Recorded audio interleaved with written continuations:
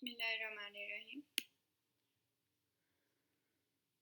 The pathway of purine salvage allows the free purine bases, nucleosides and nucleotides to be easily interconverted.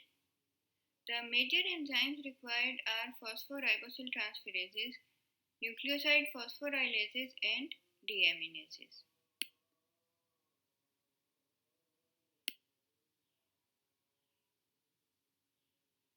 So here you can see the purine bases adenine, hypoxanthine and guanine. And side by side you can see 5' phosphoribosyl pyrophosphates, and you can appreciate that if these pyrophosphates are converted to their respective sugars like ribose 5-phosphate after releasing the pyrophosphate group, and if these ribose 5-phosphates are attached back to these bases can be converted to their nucleotides and reused. So here we can see that the enzymes are APRT, HEPRT. APRT stands for adenine phosphoribosyl transferase, and HEPRT is the enzyme which is shared by both hypoxanthine and guanine, and it stands for hypoxanthine guanine phosphoribosyl transferase. So you can see the removal of pyrophosphate from each of these 5-phosphoribosyl pyrophosphate molecules.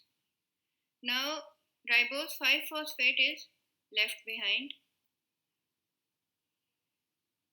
Now we'll see one by one the conversion of these bases to their nucleotides.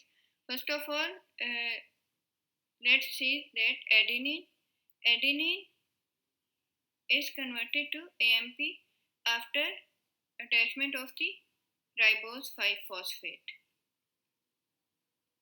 Likewise, hypoxanthine after requiring ribose 5-phosphate is converted to IMP, which is the parent compound for the purines, and GMP is formed when guanine receives the ribose 5-phosphate. Now these during the salvage pathway there is interconversion between these bases, so these nucleotides can be converted to their respective nucleosides in the presence of nucleotidases. So here we can see the nucleotidase enzymes shown in red. 5' nucleotidase IMP, after removal of phosphate, it is converted to its nucleoside form, that is the adenosine. AMP is converted to adenosine. IMP is converted to its nucleoside form, inosine, and GMP is converted to its nucleoside form after the removal of phosphate, that is guanosine.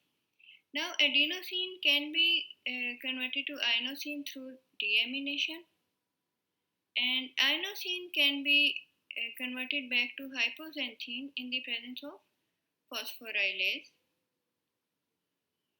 Likewise, guanosine can be reconverted to its base form guanine in the presence of phosphorylase. So here you can appreciate the phosphorylase enzymes shown in red. Purine nucleoside phosphorylase converting inosine to hypoxanthine and guanosine to guanine, and for adenosine it is not shown because we have shown that adenosine is converted to inosine and inosine to hypoxanthine.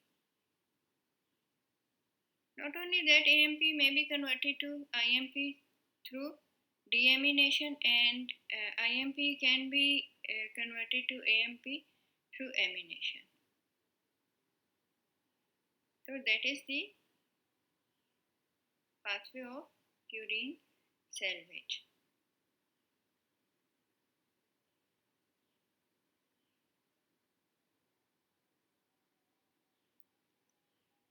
Now coming to the purine nucleotide cycle. Purine nucleotide cycle is important in muscles, and what happens during the purine nucleotide cycle is that when IMP is converted to AMP in the presence of aspartate and adenylosuccinate synthetase, aspartate transiently attaches to the IMP, converting it into adenylosuccinate, which is then in the presence of lyase is converted to AMP, and fumarate is released, and AMP may be reconverted to IMP through deamination.